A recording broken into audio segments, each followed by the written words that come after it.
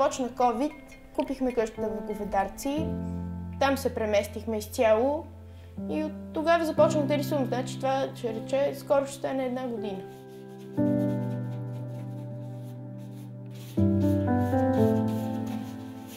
Няма ден, в който да не съм people with. Постоянно, всеки ден. Но сутрин е най-хубаво да се работи.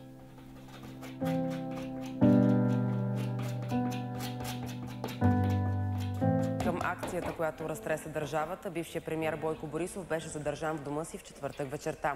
Задържани бяха също и пиара му Севделина Арнаудова, както и бившия финансов министър Владислав Горанов. А причината – рекет. Това е според официалното съобщение на прокуратурата. 2012 бях нещо много настинал и изпаднах в кома за 5 дни. И тогава ми откриха диабет, че имам и сега съм си още така. Ние ходихме и по Израел и там доктор, влизаме в болницата и ми дава един сладолед. И тогава може би дадоха една капка надежда, даже не една, много надежда, че някой ден, например, ще отшуми тая болест, да го нарека. То не е болест, то си е нещо не му достига на организма.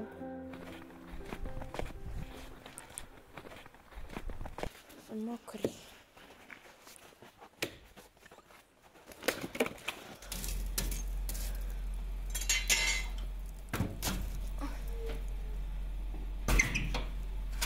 Това са мои кони.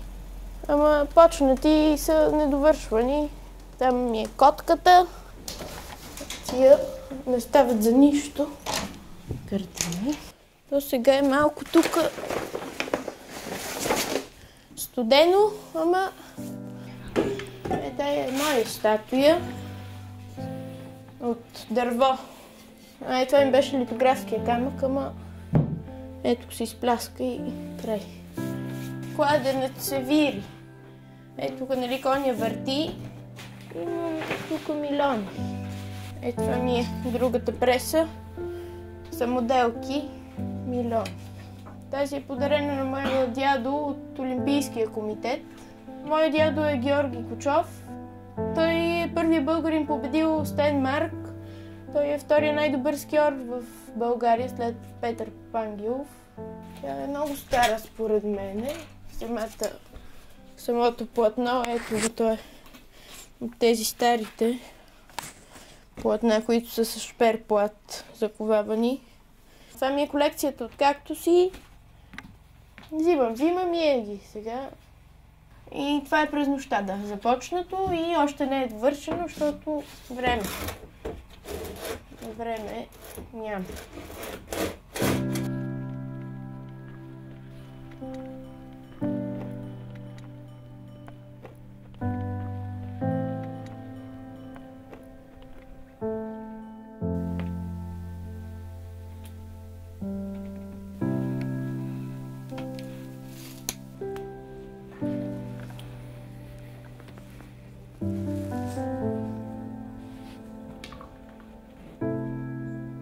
Ние днеска няма да се виждаме с Санко и Люси. Добре. Утре съм на урок. Не знам. На асистативите трябва да си вземем на Самоков. Но за помощ има ли да идвам аз? Не. Аз имам 5-6 статива да занесем.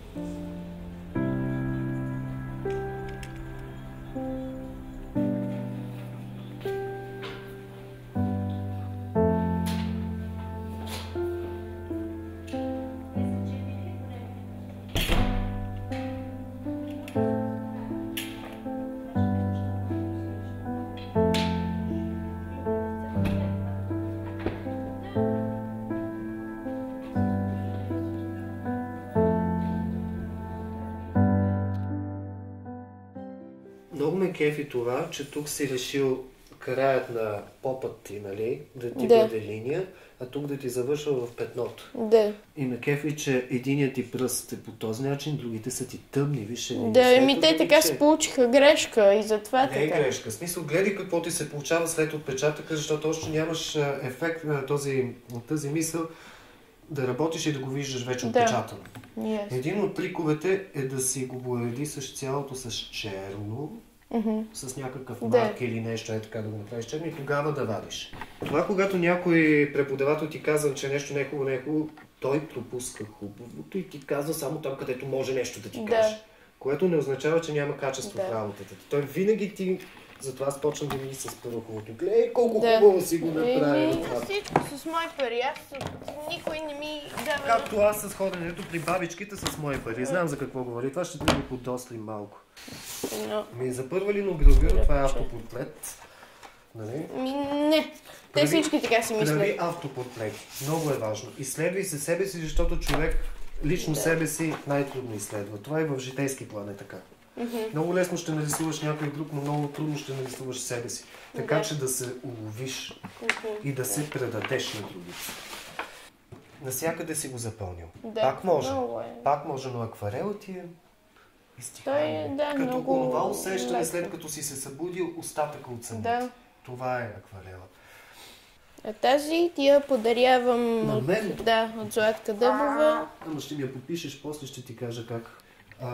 Когато рисуваш една рисунка, особено ако от натури, има трикове да го направиш, за да си видиш грешките. Единият трик е да чакаш 2-3 дена, без да я гледаш изобщо. По-добрият трик е да я обърнеш с главата надолу. И тогава грешката, която си направил, ще ти направи. С живота е така. Също. За да видим къде грешим, ние трябва да обърнем гледната точка. Колко готино. Това е, така да кажем, портрет на моята баба Верка, на моя баща баба му, тя ми е прабаба. И понеже моята прабаба ме гледаше, докато живеехме в Австрия, те да работят, пари, тогава. И това миналата година ми беше първата Коледа с майка ми и баща ми. И аз си викам, мамо, това ми е първата Коледа с вас. И тя като ревна и от тогава...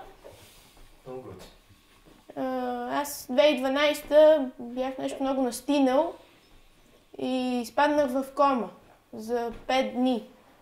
И тогава ми откриха диабет. От детски диабет. Мога да ти кажа, че не е шега работа това. Пътя, по който ти вървиш, определено ще ти запази тялото от някои от такива проблемите на диабет. Само единствено не си мисли, че художниците задължително трябва да пият. Да. Баба ми вика, аз такива художници, пияници, да ми ставаш. Аз викам, спри така, защо... Стереотипи са това. Викам, ти като си учителка не си много нормална, защото тя наистина с главата не е добре. И те са хора. Трябва да го простим това.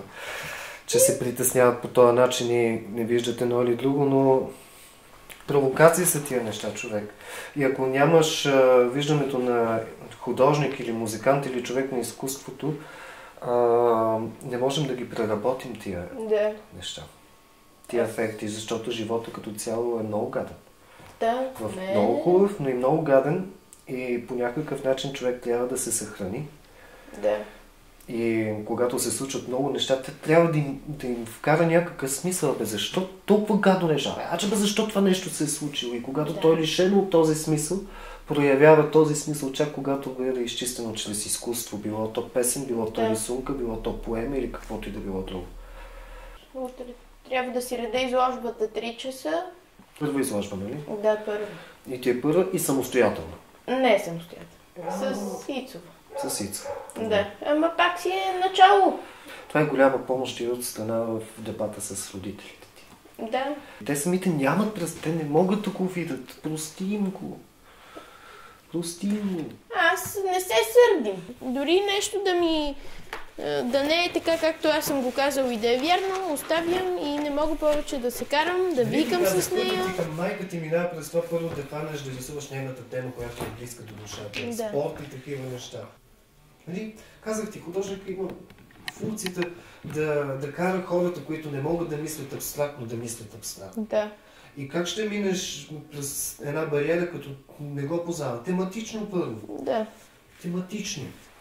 Някак си нейният свят да се доближи до твоя.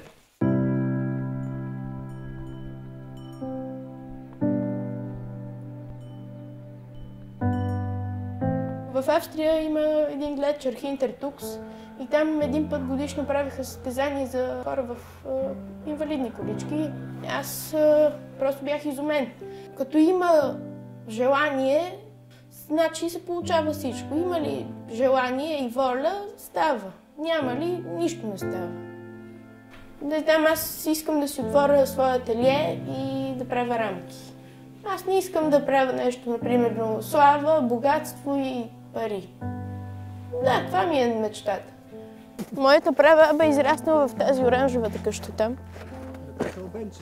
Да, тя ми е братовчетка на мен, Албен. Поздрави специално как Албенче. Да, и много поздрави от Мария Ицова имаш. Не е много поздрави, аз сигурно ще я видя ти едни, защото ми е съседка. Еми, да, тя. Тя. Нашата комшийка.